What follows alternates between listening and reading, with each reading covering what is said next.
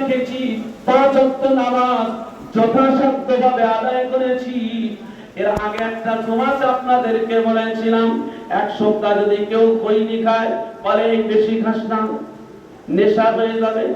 কেউ যদি 15 দিন যদি বিড়ি খায় বলে এই খাস না, নেশা হয়ে যাবে। নেশাদ্রব্য যদি 1 সপ্তাহ 10 দিন 15 দিন খায় বলে বেশি খাস না, নেশা হয়ে যাবে। কিন্তু একটা মাস জামাতের সাথে নামাজ আদায় করলাম, কারো তো নামাজের নেশা হয় না, কারো তো 5 ওয়াক্ত জামাতের নেশা হয় না। এই নেশাগুলো গেল কোথায়? এর বেলা নেশা হয় না। সেই খাওয়ার পরে মুয়াজ্জিন যখন বলে 5 মিনিট পরে আজান হবে, কোন রকমে রাকে বুঝে বুঝে দৌড় মসজিদের দিকে। 1 মাস যে দৌড়ালাম, 1 মাসের পরে একটু নেশা হয় না। ঈদের দিন চলে যাওয়ার পরে যে 10 জন সেই 10 জন নেশা করে গেল কোথায়? তাহলে এরা নেশাখোর না, এরা দশাখোর। এদের কি নেশাখোর কি করতে? যদি নেশাখোর হতো তাহলে 1 মাস ফজরের নামাজ জামাতে পড়লো, আর 1 মাসের পরে কোথায় গেল? তাহলে কি নেশা? সম্মানিত ভাইরা, হযরত ওমর রাদিয়াল্লাহু তাআলা আনহু বলেন, আমি একবার আল্লাহর কাবা বাইতুল্লাহর দিকে রওনা হলাম। কাবা বাইতুল্লাহর দিকে রওনা হয়ে আমি গিয়ে দেখি মুহাম্মাদুর রাসূলুল্লাহ সাল্লাল্লাহু তাআলা আলাইহি ওয়াসাল্লাম আল্লাহর কাবাতে নামাজ আদায় করবেন, দাঁড়িয়ে গেছেন। আমি ওমর চিন্তা করলাম, মুহাম্মদ এত বড় কবি, মুহাম্মদ এত বড় সাহিত্যিক, মুহাম্মাদের শ্রুতি মাধুর্য, আমি আজকে এই কাবা বাইতুল্লাহতে আমি মুহাম্মাদের তেলাওয়াতটা শুনবো। এই মুহাম্মাদুর রাসূলুল্লাহ সাল্লাল্লাহু তাআলা আলাইহি ওয়াসাল্লামের তেলাওয়াতটা শোনার জন্য হযরত ওমর ফারুক রাদিয়াল্লাহু তাআলা আনহু তিনি নিজেই বর্ণনা করছেন কিতাবের মধ্যে, বলছে আমি কাবা শরীফের গিলাফের একটা আড়ালে দাঁড়িয়ে গেলাম, মুহাম্মদ যাতে আমি ওমরকে দেখতে না পাই, মুহাম্মদ আমি ওমরকে যেন টের না পাই। কারণ তদানীন্তনকালে আবু জেহেলের দল আমার রাসূলের তেলাওয়াত শুনতে যেত। একদিন আবু জেহেল বলছে, খবরদার আমার সঙ্গী সাথীরা, তোমরা কেউ তেলাওয়াত শুনতে যাবে না, মুহাম্মাদের কাছে যাবে না। মুহাম্মদ বড় জাদুকর, মুহাম্মাদের জাদুর দ্বারায় জাদুর প্রভাবে তোমরা মুহাম্মাদের দলে চলে যাবে, খবরদার মুহাম্মাদের কাছে যাবে না। ওই পর্যন্ত শেষ। পরের দিন ভোর রাত্রে সমস্ত মানুষ তো একে একে নির্জনে, এ মনে করছে আমি একা যাচ্ছি, ও মনে করছে আমি একা যাচ্ছি, মুহাম্মাদের শ্রুতি মধুর তেলাওয়াত শোনার জন্য একে একে একে একে রাতের গভীরে চলে গেলেন। দেখা গেল শয়তানদের নেতা আবু জেহেল ও একটা পাশে দাঁড়িয়ে গেল, ও একটা জায়গায় দাঁড়িয়ে গেল। এদের বারণ করছে, কিন্তু আল্লাহর রাসূলের তেলাওয়াত যে কত সুন্দর, ও নিজেকে সামলাতে না পেরে আবু জেহেল ওদের বারণ করলো, কিন্তু ও লুকিয়ে লুকিয়ে চলে গেল। ও গেল তেলাওয়াত করে, যখন বাড়ি আসছে সবাই একসঙ্গে দেখা। দেখেননি এই সিনেমা হলে যান তো আপনারা? এখন মনে যেতে হয় না, এখন টিভি মোবাইল যা হয় সিনেমা হলে যেতে হয় না। বাপ একদিকে ঢুকেছে, বেটা একদিকে ঢুকেছে, কেউ কারো ছেলে না, দুজন যখন একসাথে বেরোচ্ছে, বাপ বেটার দিকে থেকে বেটা বাপের দিকে তুই গেলে ওদের তুই মানে বের হচ্ছে যখন সবাই দেখা। আবু জেহেল যখন বের হচ্ছে দেখছে, আরে যাদেরকে বারণ করেছেন তারাই আছে, আর ওরা দেখছে যে বারণ করছে সেই আছে। বুঝতে পেরেছেন? এখন ওমর রাদিয়াল্লাহু তাআলা আনহু বলছে, আমি আমার রাসূলের তেলাওয়াত শোনার জন্য আমি কাবা বাইতুল্লাহর গিলাফের একটা আড়ালে আমি ওমরকে দেখেছিলাম। আল্লাহ রাসূল সাল্লাল্লাহু আলাইহি ওয়াসাল্লাম তেলাওয়াত করছেন, ফালা আকসিমু বিমা তুবসিরুন ওয়া মা লা ইবসিরুন ইন্নাহু লাকাওলু রাসূলিন কারীম, ইন্নাহু লাকাওলু রাসূলিন রাসূলুল কারীম ওয়া মা হুয়া বিকাউলি শাইর ক্বালিলাম মা তুমিনুন। হযরত ওমর রাদিয়াল্লাহু তাআলা কাবা শরীফের গিলাফের মধ্যে নিজেকে লুকিয়ে রেখে হযরতে নবী পাক সাল্লাল্লাহু তাআলা আলাইহি ওয়াসাল্লামের তিলাওয়াতটা শোনার জন্য দাঁড়িয়ে গেছেন। এজন্য তিনি তিলাওয়াত শুনছেন, কারণ হযরতে ওমর শুনেছিলেন মুহাম্মদ মক্কার জমিনের বড় কবি, মুহাম্মদ মক্কার জমিনের বড় সাহিত্যিক, মুহাম্মদ এত বড় কবি, মুহাম্মদ এত বড় সাহিত্যিক, মুহাম্মাদের কবিতা আমি ওমর আজকের একবার শ্রবণ করব। আল্লাহ রাসূলুল্লাহর নবী তেলাওয়াত করেছেন, লা আকসিমু বিমা তুবসিরুন ওয়া মা লা ইউবসিরুন ইন্নাহু লাকাওলু রাসূলিন কারীম ওয়া মা হুয়া বিকাওলি শাইর ক্বালিলাম মা তুমিনুন। আল্লাহ রাসূলুল্লাহর নবী পড়ছেন, লা আকসিমু বিমা তুবসিরুন লা আকসিমু বিমা তুবসিরুন ওয়া মা লা তুবসিরুন। আল্লাহ রাব্বুল আলামিন বলেন, এ পৃথিবীর মানুষ, তোমাদের দৃশ্য এবং তোমাদের অদৃশ্য সমস্ত কিছু কসম করে আমি আল্লাহ বলি, আমি আল্লাহ পাক রব্বুল আলামিন আমার আসমানি এই কিতাবটা আমার জিবরাইল মারফত আমি রাসূলুল্লাহর কাছে নাযিল করেছি। সুবহানাল্লাহ। ওয়া মা হুয়া বিকাউলি শাইর, আল্লাহ রাসূলুল্লাহর হাবিব বলেন এটা কোনো শায়রের লেখা নয়। আল্লাহর কোরআন বলেছেন, আমার রাসূল পড়েছেন, ওয়া মা হুয়া বিকাউলি শাইর, এটা কোনো কবি নয়, কবির কোনো রচনা নয়। ওয়া মা হুয়া বিকাউলি শাইর ক্বালিলাম মা তুমিনুন, কিন্তু পরিতাপের বিষয় তোমরা এটা অনেকে বিশ্বাস করো না। ওমর কি বুঝে শুনছে? ওমর শুনছে যে মুহাম্মদ তো বড় রচনাকার, মুহাম্মদ তো বড় কবি সাহিত্যিক, এখন মুহাম্মাদের বানানো কবিতা আমি শুনবো। আল্লাহ রাসূল পড়ছেন ওয়া মা হুয়া বিকাউলি শাইর, এটা কোন কবিতা, এটা কোন কবিতা নয়, কবির লেখা নয়, বরং তোমরা কম লোক এটা বিশ্বাস করো।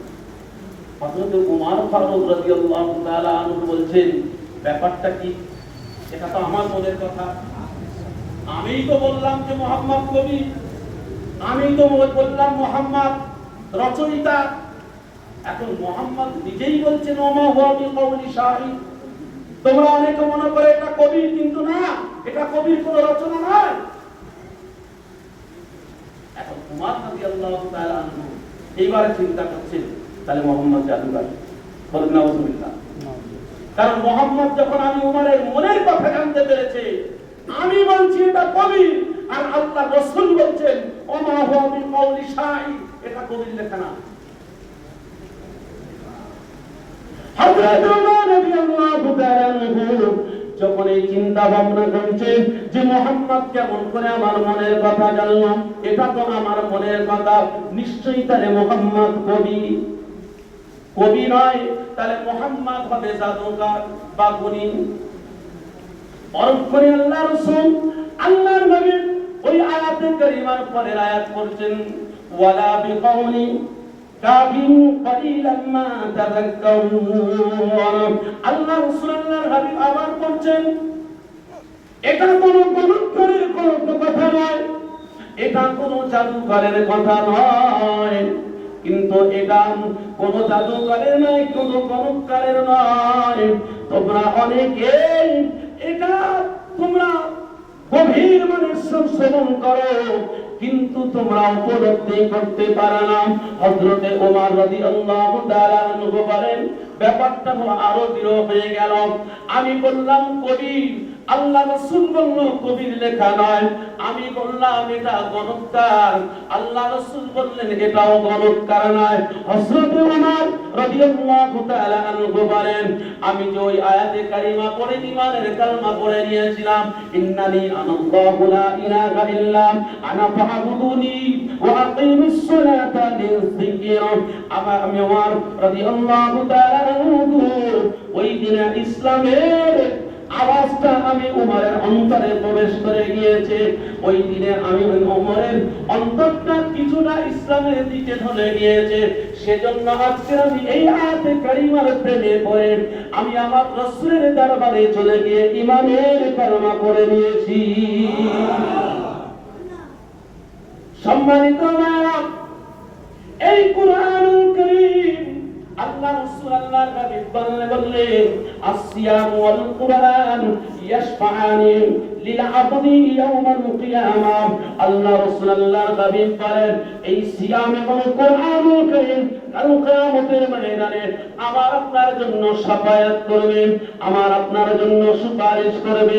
কিন্তু শর্ত হলো কোরআনের জিন্দেগি তৈরি করতে হবে, কোরআনের আদর্শে আদর্শবান হতে হবে, কোরআনের নীতিতে নীতিবান হতে হবে, কোরআনের দেখানো শেখানো পথের প্রতীক হতে হবে, কোরআনের আদেশগুলো পালন করতে হবে, কোরআনের নিষেধগুলোকে বর্জন করতে হবে।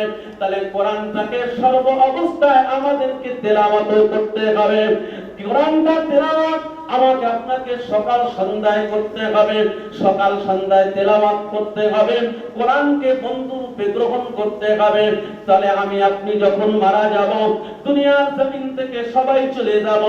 আল্লাহ রাসূল আল্লাহর হাবিব বলেন, দুনিয়ার জমিন থেকে মানুষ বিদায় নিয়ে নেবেন। আল্লাহ পাক আল্লাহ তাআলা একাকী নির্জন কবরে মাইয়িতকে দেওয়া হবে। আল্লাহ রাসূল আল্লাহর হাবিব বলেন, আখিল্লাহু ইবনি আদম সালাসা, তিনজন বন্ধু দুনিয়ার জমিনেতে মানুষ যখন আসে দুনিয়ার জমিনেতে তিনজন বন্ধু তৈরি করে। আখিল্লাহু ইবনি আদম সালাসা, ওয়াহিদান ইয়াত্তাবিউ ইলা কবজি রূহিহি ফাহুয়া মাল, আল্লাযিনা ইয়াত্তাবিউ ইলা কবরিহি ফাহুয়া আগনিহি, ওয়া ইয়াত্তাবিউ ইলা ইলা মাহশারিহি ফাহুয়া আমালিহি। আল্লাহ রাসূল আল্লাহর হাবিব বলেন, দুনিয়ার জমিনেতে মানুষ তিনটি বন্ধু তৈরি করেন। প্রথম বন্ধু হলো সম্পদ, দ্বিতীয় বন্ধু হলো সন্তান, তৃতীয় বন্ধু হলো আমাল। দুনিয়ার জমিনেতে সম্পদ আপনার বিপদে সাহায্য সহযোগিতা করবে, সন্তান আপনাকে কাঁধে করে নিয়ে কবরস্থ করবে, আর আমাল আপনার আমার সঙ্গে দুনিয়ার জমিন থেকে কবর পর্যন্ত শুধু নয়, ওই আমালটা আমার আপনার সঙ্গে করে নিয়ে ময়দানে মাহশারে চলে যাবে। বলুন সুবহানাল্লাহ। সেই আমলটা যদি নেক আমল হয়, সেই আমলটা যদি সৎ আমল হয়, নেক আমল হলে সেটাও যাবে, বদ আমল হলেও সেটাও যাবে। তবে আমাকে আপনাকে সমস্ত নেক আমলের সঙ্গে সঙ্গে কোরআনুল কারীমের আমলটা আমার আপনার সঙ্গে যাওয়া জরুরি। আল্লাহ রাসূল আল্লাহর হাবিব বলেন, মাইয়াতকে যখন কবরস্থ করা হয়, সন্তানেরা কবরে নামে, একে একে সবাই উঠে পড়ে, কবরে মাটি চাপা দেওয়া হয়, কবরটা আস্তে আস্তে ছোট হতে থাকে। ওই মাইয়াতটা দেখতে থাকে একটা সবুজ রঙের পাখি মাইয়াতের ওই বুকের উপরে বসে আছে। মাইয়াতটা তখন বলতে থাকে, এ জঙ্গলি পাখি, কবরে তো কারো থাকার কথা না, আমার আত্মীয় স্বজন পরিবার পরিজন সকলে ধরে আদায় করে আমাকে কবরস্থ করে দিয়ে চলে গেল। দুনিয়ার জমিনের কেউ আমার সঙ্গে নেই, কিন্তু তুই দুনিয়ার জমিনের পাখি, তুই কেন আমার কবরের মধ্যে আসিস? তুই তো ধ্বংস হয়ে যাবি, শেষ হয়ে যাবে। ওই পাখিটা বলতে থাকে, এ আল্লাহর বান্দা, কবরটা আমি ধ্বংস হব না, ধ্বংস হব না। ওই সময় মাইয়াত বলতে থাকে, এ চিড়িয়া, তুই কবরের মধ্যে থেকে বের হয়ে যা, বের হয়ে যা।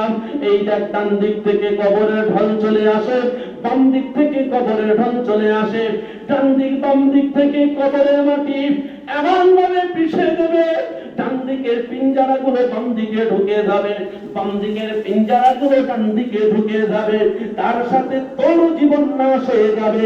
খবরদার তুই আমার সঙ্গে থাকিস না, চলে যা চলে যা। ওই সময় পাখিটা বলেছিলেন, বলবেন এ আল্লাহর বান্দা, আমি দুনিয়ার কোন পাখি নয়, কবরের মধ্যে তোমার সাথে আছি। কবরের মধ্যে যত বিপদ হোক, যত মুসিবত হোক, যত দুর্দশা হোক, আমি এই সবুজ রঙের পাখি তোমাকে হেফাজত করার জন্য আমি কবরে এসেছি। আমি এই সবুজ রঙের পাখি, আমি কবরে এসেছি তোমাকে হেফাজত করার জন্য। মাইয়েত বলতে থাকবে, কি তোমার পরিচয়, কি তোমার নাম, কিভাবে তুমি আমাকে হেফাজত করবে, কিভাবে তুমি আমাকে সহযোগিতা করবে। ওই সময় সবুজ রঙের পাখিটা বলতে থাকবে, এ আল্লাহ, তুমি আমাকে জঙ্গলি পাখি মনে করো, তুমি আমার দুনিয়ার পাখি মনে করো, কিন্তু না না না, আমি দুনিয়ার কোন পাখি নাই, আমি জঙ্গলি কোন চিড়িয়া নাই, আমি হলো সে আল্লাহ পাক পরওয়ার দিবেন পাঠানো উম্মতি মুহাম্মাদের জন্য হিদায়াতের বার্তা কুরআনুল কারীম। আমি তোমাকে বন্ধু হিসাবে কবরে চলে এসেছি। দুনিয়ার জমিনেতে তুমি আমাকে বন্ধু হিসাবে রেখে দিয়েছিলে। সকালে আমাকে ধরে তেলাওয়াত করতে, চুম্বন করতে, দুপুরে আমাকে ধরে তেলাওয়াত করতে, চুম্বন করতে, রাতে আমাকে ধরে তেলাওয়াত করতে, চুম্বন করতে। আমার তেলাওয়াত করতে তোমার চোখে পানি ঝরতো, আমার তেলাওয়াত করতে তোমার মস্তিষ্ক বিদীর্ণ হয়ে যেত। আমাকে একদিন না তেলাওয়াত করলে, আমাকে একদিন না ছুঁইলে তোমার মন স্থির থাকতো না। আমার সৌজন্য তুমি সর্বদাই ব্যাকুল হয়ে থাকতে, আমাকে স্পর্শ করার জন্য, আমাকে তেলাওয়াত করার জন্য তুমি পাগল পারা হয়ে যেত। দূরে যাও, চলে যাও, জঙ্গলে যাও, যে জায়গায় যাও না কেন, তোমার ঝুলিতে আমাকে রেখে দিতে, যেখানে যেতে সময় মতো আমাকে তেলাওয়াত করতে। আমাকে তুমি দুনিয়ার জমিনেতে ঝুলা করো না, আমার থেকে তুমি তোমাকে সরিয়ে রাখো না। কিন্তু আজকে তুমি কবরের মধ্যে চলে এসেছো, আমিও তোমাকে ছাড়তে পারি না, তোমার জন্য কবরে এসেছি। কবর ডান দিক দিয়ে তোমাকে যদি পেছন দেয়, আমি ডান্ডানা দিয়ে তোমার ডান দেয়ালটাকে আটকে রাখবো। কবর যদি বাম দিকের দেয়াল দিয়ে তোমাকে পিষতে আসে, আমি বাম দিকের ডানা দিয়ে তোমার কবরটাকে আটকে রাখবো। আমি আল্লাহর দরবারে দোয়া করবো, আয় আমার মাবুদ মাওলা, আমার আল্লাহ, আপনার এই বান্দাটা, আমি কুরআন, আপনি বলেছেন আমার কোরআনকে যে হিফাজত করবে, আমি আল্লাহ তাকে হিফাজত করব। আমার কোরআনকে যে ইজ্জত করবে, আমি আল্লাহ তাকে ইজ্জত করব। আমি কোরআনকে যে সম্মান করবে, আমি আল্লাহ তাকে সম্মান করব।